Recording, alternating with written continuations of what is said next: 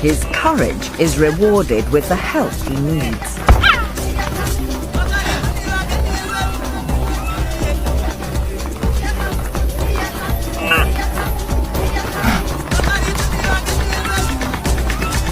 He's earned his place in an elite hunting team.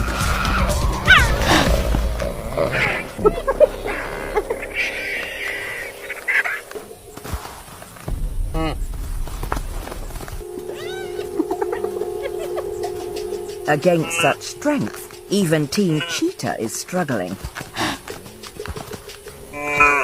Zalika is happy to let them do the hard work. To face the threat, Duma the attacker must turn defender.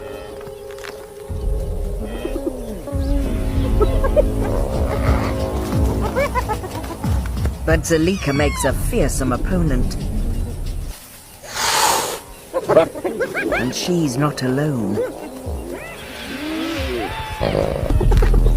They're more than a match for the cheetahs.